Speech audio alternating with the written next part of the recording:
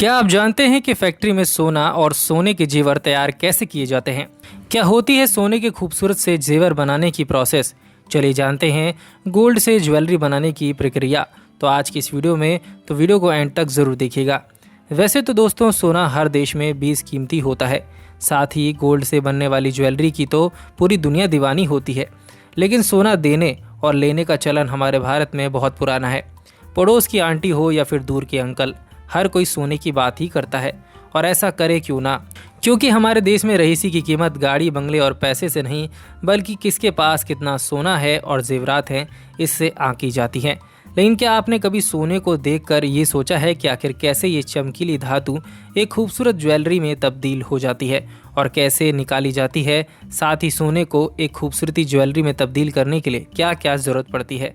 दोस्तों सोने के जेवर बनते कैसे हैं, उससे पहले ये जानना ज़रूरी है कि सोना आता कहाँ से है। आप में से कई लोग जानते होंगे कि सोने को पहाड़ या फिर ज़मीन खोदकर निकाला जाता है।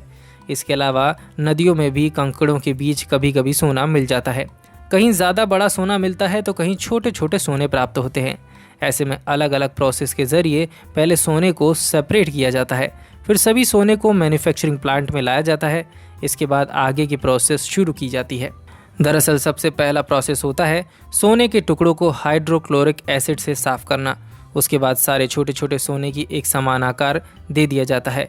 उसके बाद आगे का प्रोसेस शुरू हो जाता है। अगर सोने का बिस्किट बनाना है तो इन छोटे छोटे सोने के टुकड़ों को इस शेप में रखा जाता है। फिर हीटिंग चैम्बर से हीट दी जाती है। फिर कुछ ही मिनटों में सोने के कण बिस्कुट के रूप में तैयार होकर बाहर आ जाते हैं। फिर इस बिस्कुट को ठंडा किया जाता है और पानी से इसकी सफाई करी जाती है और फिर मशीन की मदद से इस पर हॉलमार्क का लेबल लगा दिया जाता है। ये तो था दोस्तों सोने के कणों से बिस्कुट बनाने तक का सफ़र। अब चलिए देखते हैं सोने से जेवरात कैसे बनाए जाते हैं। दरअसल पहले के समय में कारीगरों को सोने के जेवर बनाने के लिए काफ़ी मेहनत और मशक्क़त करनी पड़ती थी और तो और समय भी काफ़ी लग जाता था। उदाहरण के लिए सोने की चेन बनाने की प्रोसेस ही देख लीजिए। सोने को पहले गर्म करके रोल किया जाता है, फिर रोड के समान बनाया जाता है, फिर एक मशीन से इसे पतला किया जाता है जिससे ये तार जैसा बन जाता है। फिर मशीन के ज़रिए ही पतला करके इसे लपेटा जाता है और फिर रिंग का आकार दिया जाता है। फिर रिंग्स को आपस में जोड़ दिया जाता है। उसके बाद इसे एक एसिड में डुबोकर फिनिशिंग प्रोडक्ट बनाया जाता है। अब ये थी जेवरात बनाने की प्रक्रिया। लेकिन अब जैसे जैसे मशीन और टेक्नोलॉजी का विकास होता जा रहा है, सारा का सारा जिम्मा मशीनों पर ही सौंप दिया गया है। सोने को रोल करने से लेकर कंप्रेस करने तक का काम मशीनें कर रही हैं। जी हाँ दोस्तों, मशीन बिना किसी ह्यूमन इन्वॉल्वमेंट के ज़रिए इस तरह के जेवरात तैयार कर रही है।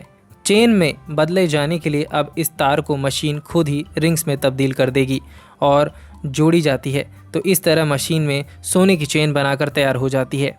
ऐसे ही सोने का हार बनाने के लिए सोने के कारीगर छोटे छोटे टुकड़ों से डिज़ाइन और आकार बनाते हैं और इसे चिपकाते जाते हैं। फिर ऐसे हार बनकर तैयार हो जाता है। तो क्या आपको सोने के बारे में जानकारी थी? हमें कमेंट सेक्शन में ज़रूर बताएं और इस वीडियो को लाइक करें, साथ ही हमारे पेज को फॉलो कर लीजिए।